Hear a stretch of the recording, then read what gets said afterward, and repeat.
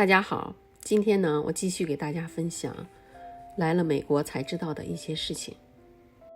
首先呢，我们说一下美国的婚姻。美国的离婚率高达 50%， 女性结婚了以后是要跟丈夫姓的，当然也有 20% 的女性会用双姓的。在美国出生的孩子都可以是美国公民，同性恋在加州是合法的，所以呢，同性恋比异性恋来的还自豪。如果你想快速的结婚的话，那就去拉斯维加斯，1个半小时就可以快速结婚了。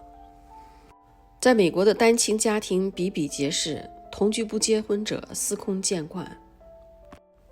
美国的高中居然免费发避孕套，但是呢，少女妈妈仍占了 27%。即便是到了90岁，身边有红颜知己也见惯不怪。在美国的商场购物，品牌是有保证的。中国来美国旅游的消费者，什么名牌包包呀、化妆品呀，买什么鞋呀，买什么衣服呀，爱买啥买啥。在疫情之前来美国旅游的中国人，如果去了像 Coach、耐克、托米这些品牌店，那买起那些包包来就好像不要钱似的，每个人都拎上10几个。因为在土豪的眼里，这一切都是物超所值。美国的银行存款率非常低，几乎是0。钱存在银行里分2种，一种是支票账户，一种就是存款账户。那支票账户就是0利率。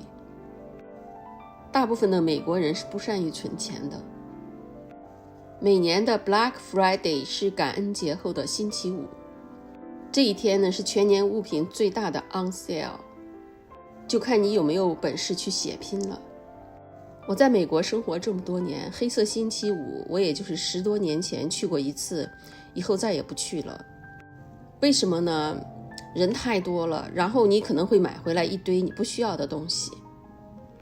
在美国生活，相对工资收入来说，物价低得令人刮目相看。如果论穿衣打扮来说，东部人穿的比较讲究，比如说纽约呀，你在大街上逛呀，你会觉得他们穿的相对来说会比较讲究。但是相对来说，西部人，比如说洛杉矶这边人呀，穿的就比较随意潇洒，都是比较休闲。要说到美国人的饮食方面吧，美国人的饮食当然以快餐为标志，比如说麦当劳、肯德基、汉堡王、披萨，还有就是无处不有的这个星巴克咖啡。美国人吃蔬菜基本上都是生吃的，而且他们的调料也基本上都是千篇一律，沙拉呀这些东西。美国的这些快餐店大部分是可以不需要下车就可以在车上点的，然后通过窗口拿餐就可以了。美国的牛奶比豆奶更便宜，水果也没有什么季节性，基本上4季都可以买到你想吃的水果。美国人拿可乐呀这些碳酸饮料当水喝，真的是垃圾食品随处可及。美国人越穷越胖，越胖越要吃。在美国教育孩子千万不要体罚，因为子女可以告父母，体罚的话孩子会被政府强行带走的。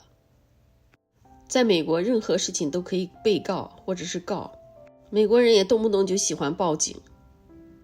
在公共场合不能随意讨论个人的恩怨、种族问题，对人有礼貌、微笑、谨慎的言辞才是王道。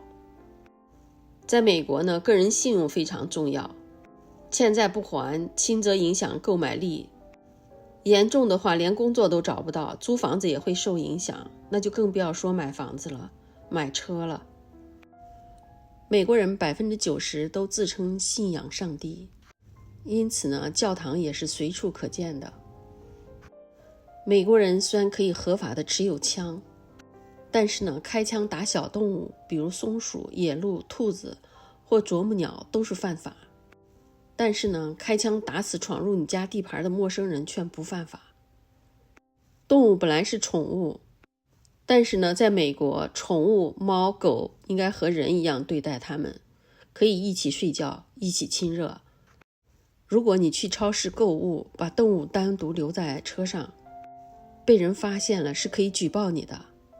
动物也不可以虐待，也不可以打，虐待动物会被惩罚或者坐牢的。在美国是没有户口的，你可以随心所欲的去搬去一个新的地方去住，但是呢，每到一个新的地方，只要在15天之内到 DMV 去注册，也就是到那边去把你的身份证改成当地的地址就可以了，不需要迁户口。所以说，在美国生活的外国人是不需要迁户口来美国的，只要在美国拿到合法身份就可以了。美国的私家住宅大部分都是平房，因为人口少，地域又大，人口只有3亿多。美国西部的城市晚上9点以后，小区呀、小街道呀就静悄悄的，因为人口少，所以基本上看不到什么人了，基本上看到的就是车来车往了。行人过马路不合规矩，闯红灯，如果被警察抓住了，也是要吃罚单的。如果吃了交通罚单不服，也是可以上庭申诉的。12岁以下的孩子坐在车里，要根据他们的年龄，必须坐在小孩的儿童座椅或者是增高垫里。凡是坐在车上的人，不管你坐在前排后排，都必须系安全带。如果没有系安全带，被警察抓住的话，司机和没有系安全带的乘客都会被罚款。美国的穷人是可以免费看病的，人越老越穷，福利越好。酗酒、吸毒、嗑药、无家可归的人在医院是一视同仁的，不分贵贱。尊重生命，在医务工作者面前，病人就是上帝。平时呢就要注重保养，预防呢比治疗更重要。现在的疫情这么严重，所以说呢，打疫苗，保护好自己都是头等大事。很多的朋友问我我是医生，或者我是什么针灸师，我到美国可以工作吗？不行呀，一定要在美国拿执照。比如医生、护士、教师、律师、工程师、会计师、地产师，包括美甲的、按摩的，都是要有执照的，都是要在美国这边读书，拿到执照才可以工作的。这就是为什么有的人工资高，有的人工资低，要付出才有回报呀。在美国，每天工作时间也是8个小时，5天工作制。如果是超过8个小时的话，老板会付1倍半的工资的。在美国很少听说有拖欠工资的，服务业是要给小费的，比如说吃饭呀、住酒店呀，或者是给送餐的呀，都是要给一点小费的。今天就给大家分享到这里，感谢大家的收看，也欢迎大家在评论区里给我留言，关注我，带您了解海外华人的真实生活。谢谢大家，咱们下期再见。